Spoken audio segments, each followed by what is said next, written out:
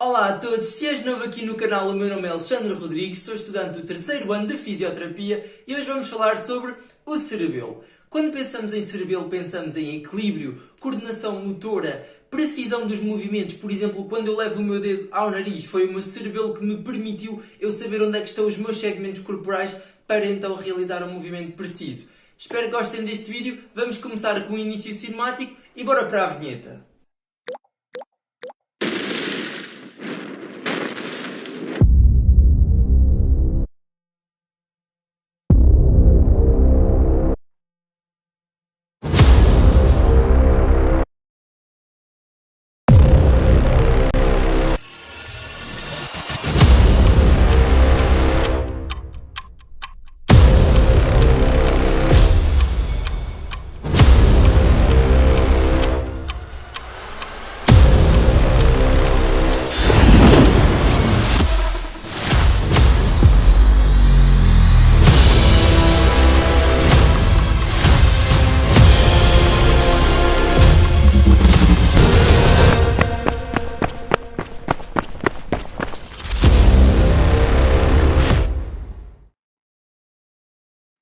Este vídeo cinemático, eu quero só reforçar que o cerebelo ele não é diretamente responsável pelo movimento.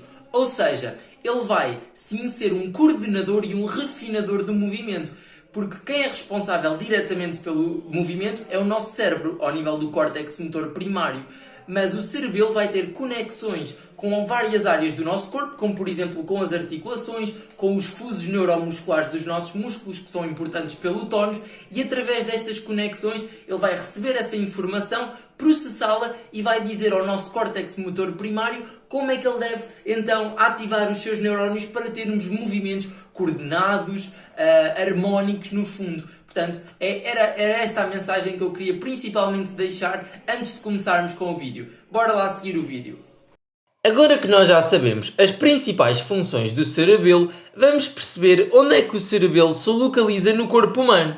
Vocês já devem calcular que é na cabeça, dentro da caixa craniana. Vamos agora remover a cabeça, até podemos andar primeiro posteriormente, porque ele localiza-se posteriormente, para vocês terem uma noção. Removemos a pele. E agora vamos remover aqui o osso occipital e vamos perceber claramente que o cerebelo é esta estrutura aqui que eu estou a pôr agora as suas partes a azul. Ele localiza-se mais inferiormente ao nível do encéfalo. Conseguimos ver aqui o cérebro por cima e abaixo do cérebro vamos ter aqui o cerebelo.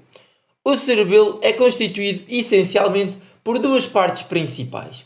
Estas duas grandes partes laterais que nós conseguimos aqui observar chamam-se os hemisférios cerebelares. E estes são essencialmente a grande porção do cerebelo. E esta parte aqui mais medial, que vai unir os dois hemisférios cerebelares, designa-se de vermes. Portanto, o vermes, que é esta parte aqui medial, vai unir os dois hemisférios cerebelares.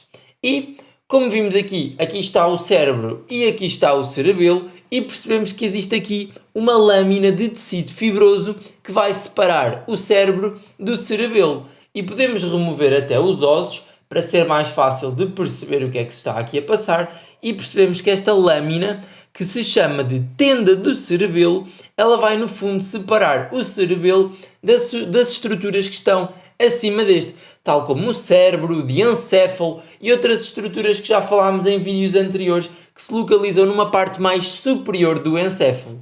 Do ponto de vista anatómico, para caracterizarmos melhor a posição do cerebelo, este diz-se que se localiza na fossa craniana posterior, que faz parte do nosso crânio, está coberto pela tenda do cerebelo e localiza-se posteriormente ao tronco cerebral ou encefálico. Conseguimos ver aqui a ponte e aqui o bulbo raquidiano, que são duas estruturas que fazem parte do tronco encefálico. O que é que também é muito importante perceber? Que o quarto ventrículo vai claramente passar anteriormente também ao cerebelo, já que ele vai passar, obviamente, ao nível do tronco encefálico. Como o tronco encefálico ou tronco cerebral se localiza anteriormente ao cerebelo, então o quarto ventrículo também se irá localizar anteriormente ao cerebelo. No fundo, o cerebelo vai se unir ao tronco encefálico por três pedúnculos cerebelares. Os pedúnculos cerebelares são, no fundo, fibras de neurónios que vão passar e conectar o cerebelo ao tronco cerebral. Existem 3 pedúnculos cerebelares. Para percebermos melhor o que é que eles são esta estrutura que eu agora coloquei a azul. E aqui conseguem até ver Cerebellar Peduncle. Aqui na aplicação da anatomia eles não estão completamente divididos, mas são 3 pedúnculos cerebelares. E é muito fácil nós percebermos os nomes deles. Temos pedúnculo cerebelar inferior, que vai unir o cerebelo ao bulbo raquidiano. E se pensarmos, o bulbo é a estrutura mais inferior do tronco encefálico. Logo, pedúnculo cerebelar inferior une o cerebelo à estrutura mais inferior do tronco encefálico, que é o bulbo raquidiano. Depois, à ponte, que é a estrutura média, porque o mesencéfalo ainda fica acima, temos o pedúnculo cerebelar médio, que vai unir o cerebelo à ponte. E depois, relativamente ao mesencéfalo, que é preciso removermos aqui o nosso cérebro para ser mais fácil de visualizar o mesencéfalo. E aqui se localiza o mesencéfalo, conseguimos observar aqui, e ele vai unir-se. Vamos tirar a tenda do cerebelo e percebemos que o cerebelo vai unir-se ao mesencéfalo, que é esta estrutura que agora está a azul, pelo pedúnculo cerebelar superior. Porquê? Porque é a estrutura mais superior do tronco encefálico. Portanto, os nomes aqui dos pedúnculos cerebelares são muito intuitivos se nós soubermos por ordem de baixo para cima quais são as estruturas do tronco encefálico. Agora que nós já percebemos onde se localiza o cerebelo, bem como algumas das suas principais estruturas, vamos dividir o cerebelo em 2 formas. Primeiro, vamos falar da forma anatómica, portanto, da divisão anatómica, dividindo o cerebelo em partes anatómicas, e depois vamos falar de uma divisão funcional, que é muito útil, por exemplo, para os profissionais de saúde, uma vez que vamos agrupar áreas do cerebelo tendo em conta as suas funções. Por exemplo, algumas áreas são responsáveis pela coordenação motora, outras por sequências motoras, outras pelo equilíbrio, aquelas funções todas que nós vimos no início cinemático deste vídeo. Falando agora da divisão anatómica do cerebelo, vamos perceber primeiramente de que perspectiva estamos a observar estas 2 imagens. A imagem de cima, como aqui diz, é uma vista posterior, ou seja, estamos a ver a face posterior do cerebelo. Já a imagem de baixo, estamos a ver a face anterior do cerebelo. Aqui até conseguimos observar os pedúnculos cerebelares, que vocês lembram-se que ficavam na parte da frente do cerebelo e que se uniam à parte de trás do tronco encefálico ou do tronco cerebral. Portanto, aqui é uma vista anterior e aqui é uma vista posterior. O cerebelo na divisão anatómica é dividido em 3 principais lobos. A vermelho temos o lobo anterior e este pode ser observado na superfície superior do cerebelo. Ele vai ser separado do lobo que fica atrás dele, que é o lobo posterior ou lobo mediano. Vão encontrar estes 2 nomes na literatura. Lobo mediano ou posterior estão corretos, os 2 são o mesmo, que é a grande parte do cerebelo. E percebemos que a linha que vai separar, no fundo, o lobo anterior do lobo posterior ou mediano chama-se de fissura primária. É basicamente aqui que nós conseguimos observar como a linha que vai separar o vermelho, que é o lobo anterior, do verde, que está representado como o lobo mediano ou posterior. O lobo mediano ou posterior, ele vai formar a maior parte do cerebelo e conseguimos ver aqui grande parte do cerebelo é toda verde, tanto aqui na parte de trás como da parte da frente. Portanto, percebemos que os hemisférios cerebelares, aqueles que nós tínhamos visto aqui, lembram-se ainda, os hemisférios cerebelares fazem praticamente todos parte do lobo posterior. E depois temos a azul, o lobo flóculo-nodular. O nome deste lobo designa-se devido ao facto de existir o flóculo, que é esta parte aqui do cerebelo, e aqui no meio temos o nódulo. Logo, lobo flóculo, do flóculo que está aqui, e nodular, do nódulo que está aqui. Portanto, este vai localizar-se no fundo posteriormente à fissura uvulonodular, que é esta fissura que vai no fundo separar o lobo posterior, que é esta verde, do lobo flóculo-nodular que está. Agora que nós já sabemos quais os 3 lobos do cerebelo, para recordar o anterior a vermelho, o mediano ou posterior a verde e o flóculo nodular a azul, vamos falar de quais as principais estruturas do cerebelo que se localizam nestes lobos. Mas vamos falar de uma forma muito generalizada, uma vez que isto idealmente é vocês olharem para lá e memorizarem. Podem olhar através do vídeo ou através de imagens ou livros que vocês tenham. Bem, no fundo, existem principais estruturas que se localizam essencialmente, quase todas, no lobo posterior ou mediano. No lobo posterior ou mediano, realça-se aqui a tonsila, que é uma parte muito proeminente do cerebelo, que conseguimos observar agora na aplicação da anatomia, que ela localiza-se aqui a azul. Voltando à imagem, a tonsila é uma porção dilatada que se localiza no lobo posterior do cerebelo, conseguem ver aqui a verde, portanto é o lobo posterior, e este localiza-se na sua parte antero-inferior, porque conseguimos aqui ver parte anterior, uma vez que temos aqui os pedúnculos cerebelares, portanto aqui à frente iria estar o tronco cerebral, e de facto a tonsila localiza-se mais inferiormente. A tonsila é então uma parte muito importante. Depois vamos ter aqui alguns lóbulos, ou seja, lóbulos que são mais pequenos do que os lobos. Temos o lóbulo semilunar caudal ou inferior, vamos ter o lóbulo biventre, que também é um lóbulo bastante grande, vamos ter a fissura retrotonsilar, que vemos aqui que separa a tonsila do restante lobo posterior do cerebelo. Vamos ter aqui a fissura horizontal, que se localiza também no lobo posterior do cerebelo. E vamos ter aqui ainda outras estruturas, como por exemplo a língula do vermes superior, mas isto já vamos falar mais especificamente do vermes, a asa do lóbulo central e por aí fora. Portanto, aqui é mesmo vocês observarem e ir vendo onde é que as estruturas se localizam. Esta não é de facto a parte mais importante que nós temos a aprender do cerebelo. Temos agora aqui um corte sagital do cerebelo, onde cortamos aqui o cerebelo basicamente ao meio, nesta direção, e percebemos que aqui está o vermes, não é? Aqui vemos a parte de dentro do vermes, porque o vermes foi cortado ao meio, e percebemos que o vermes tem aqui várias divisões. Não vamos falar delas muito profundamente, o que é que elas fazem, mas é para vocês perceberem que o vermes pode ser subdividido aqui em várias áreas, como na língula, no lóbulo central, no culmen, no declive, na folha do verme ou fólium, no tuber, na pirâmide, na úvula e no nódulo.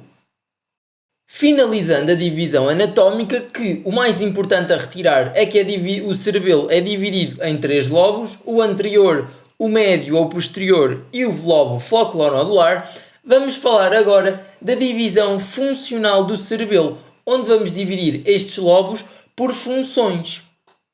Nesta imagem ela é bastante esquematizada e percebemos exatamente quais é que são as divisões funcionais do cerebelo.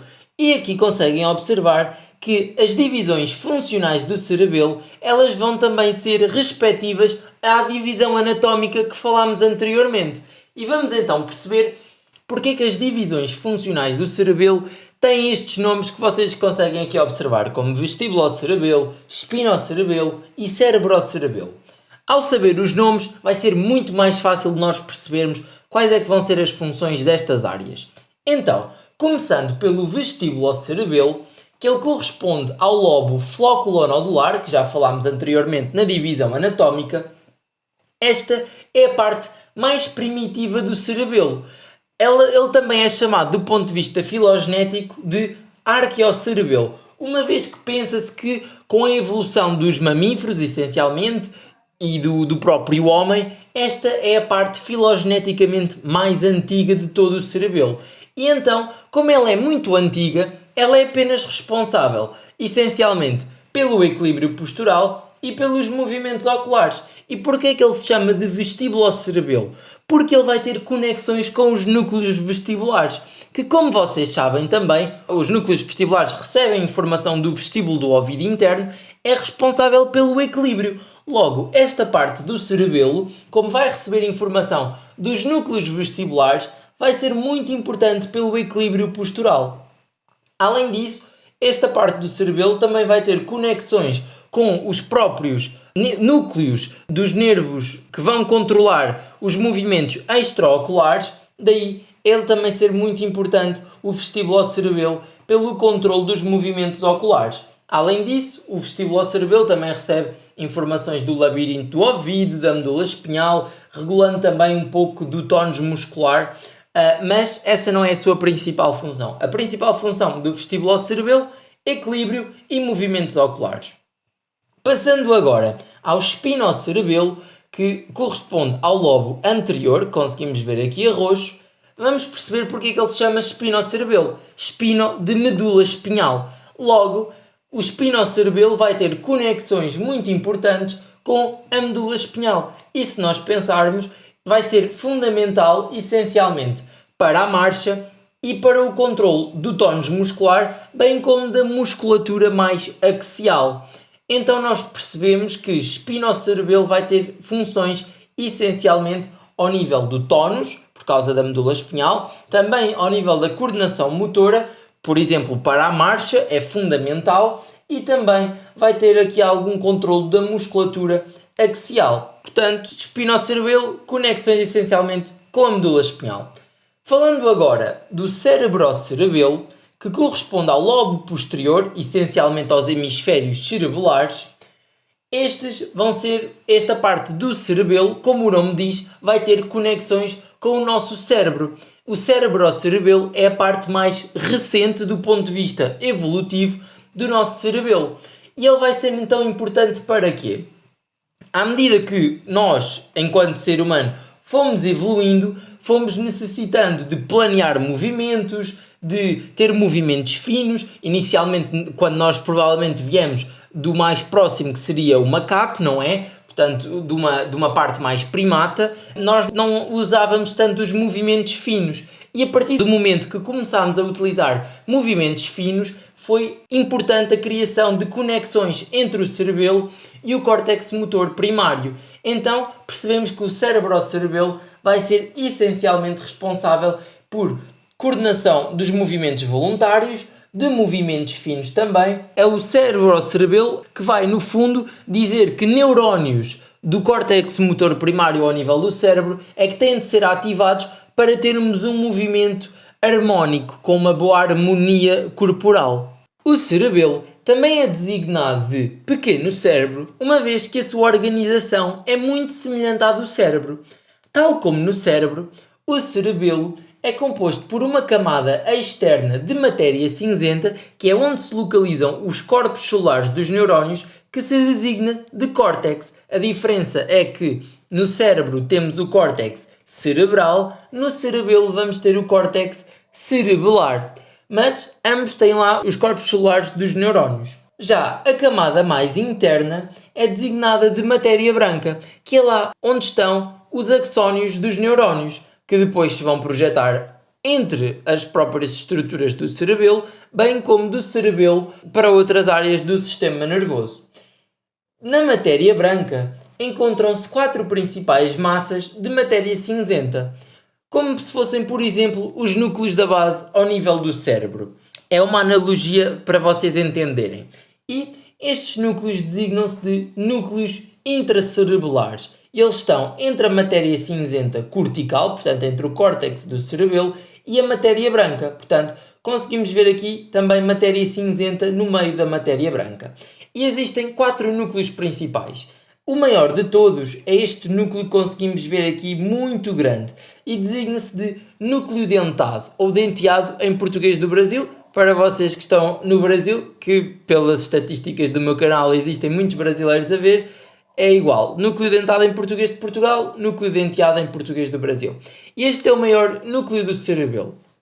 O interior do núcleo vai possuir matéria branca. Conseguimos ver aqui a matéria branca no interior deste núcleo, que vai formar fibras eferentes que vão sair do núcleo através de uma abertura. Conseguimos ver aqui a abertura deste núcleo, para formarem grande parte das fibras do pedúnculo cerebelar superior, que, como vocês se lembram, ia ter conexões com o mesencéfalo. Portanto, percebemos aqui que o núcleo dentado vai ter matéria branca, que vai consistir em axónios que vão sair dos corpos solares do núcleo dentado, e vão então para o pedúnculo cerebelar superior.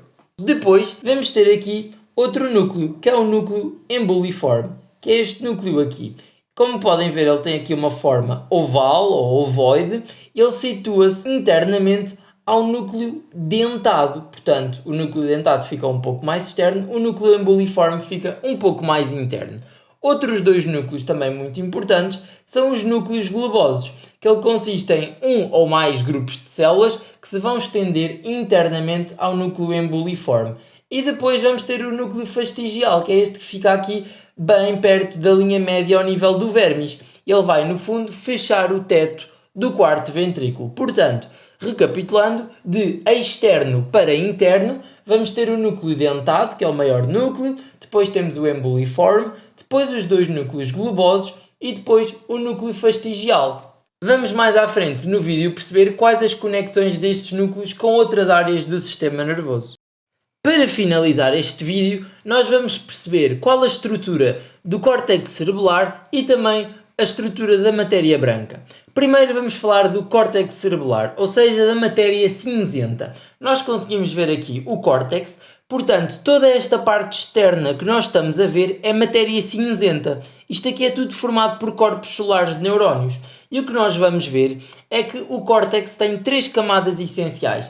É como se imaginem, nós temos aqui a camada de matéria branca e até chegarmos à matéria branca vão existir três camadas. Vamos ter uma camada mais externa, uma camada intermédia e uma camada mais interna. E abaixo da camada mais interna depois vamos ter então a matéria branca. Estou-vos a mostrar este modelo anatómico para ser depois mais fácil de perceber o esquema que eu vou mostrar já de seguida. No fim de eu ter explicado a perspectiva que nós iríamos ver então a estrutura do córtex, percebemos que aquela parte de fora do cerebelo é essencialmente constituída pela camada molecular externa, uma vez que esta é a parte mais externa do cerebelo. Abaixo da camada molecular externa vamos ter a camada de células de Purkinje, que é a camada intermédia. Abaixo da camada de células de Purkinje vamos ter a camada de células granulares e abaixo desta camada iríamos ter então a matéria branca do cerebelo. Vamos então agora ver camada a camada. Começando pela camada molecular, esta é composta essencialmente por dois tipos de neurónios. Temos aqui as células estreladas, conseguimos aqui observar, têm a forma de estrela, e temos as células cesto, que são estas células aqui. Estes neurónios vão estar dispostos junto com arborizações dendríticas, conseguimos ver aqui as arborizações dendríticas a sair dos corpos celulares, e vão seguir paralelos ao eixo da folia. A folia é esta estrutura aqui que eu tinha-vos mostrado quando falámos do vermis por alto. Além disso, as células da glia, como os astrócitos, a micróglia, entre outras células que nós já falámos na primeira aula todas deste canal, eles localizam-se aqui na camada molecular. Indo um pouco para baixo, na camada de células de Purkinje, temos aqui o textinho para vos ajudar, mas no fundo estas células de Purkinje são as que formam então a camada de células de Purkinje, daí o seu nome. E porquê? Porque o corpo celular das células de Purkinje se localiza então na camada das células de Purkinje. No fundo, elas têm uma forma de frasco e encontram-se numa única camada. As dendrites, que são esta parte aqui, não é? Vão para a camada molecular. Não se esqueçam que as dendrites trazem informação até ao corpo celular. E na base das células de Purkinje, os axónios vão para baixo, até à camada granular, para ir ter até à matéria branca. Ao entrar na matéria branca, os axónios vão adquirir banha de mielina, que era aquela que fazia com que o transporte do impulso nervoso fosse muito mais rápido, e vão acabar por sinapsar em células de núcleos intracerebelares. Os ramos colaterais, conseguimos perceber que as células de Purkinje também têm alguns ramos colaterais, eles vão sinapsar com as dendrites das células cesto. Conseguimos ver aqui as células cesto e percebemos de facto que está aqui alguma sinapse, bem como com as células estreladas. Alguns axónios das células de Purkinje passam diretamente para o núcleo vestibular que se encontra no tronco cerebral. Por fim, a camada mais interna é a camada granular. A camada granular deriva do nome das células granulosas ou granulares. No fundo, esta camada vai ter então estas células granulosas ou granulares Cada camada dá origem também a 4 ou 5 dendritos que formam terminações semelhantes a garras, conseguimos aqui observar, e têm contacto com o input de células musgosas, que são estas células que estão aqui representadas a verde. Portanto, as células granulosas vão aqui conectar-se com as células ou fibras musgosas. Além disso, o axónio de cada célula granular, conseguimos ver que elas formam aqui umas bifurcações e formam a forma de um T. E os seus ramos paralelos, que são estes aqui neste sentido, eles vão ao longo do eixo da folia e vão formar fibras paralelas. Portanto, fibras paralelas aqui, temos fibras paralelas aqui, portanto, porque elas são paralelas com o eixo da folia. A maioria das fibras paralelas vão fazer sinapse com as espinhas dendríticas das células de Purkinje. Portanto, temos aqui as células de Purkinje que se lembram que deitavam as suas dendrites para a camada molecular e vai haver aqui sinapse entre as fibras paralelas que vêm das células granulosas com as dendrites das células de Purkinje. Além disso, nesta camada também se localizam outras células, que são as células de Golgi. Elas vão se encontrar no fundo espalhadas na camada granular. As dendrites destas células ramificam-se e percebemos que as dendrites vão perfurar tanto a camada de células de Purkinje como a camada molecular.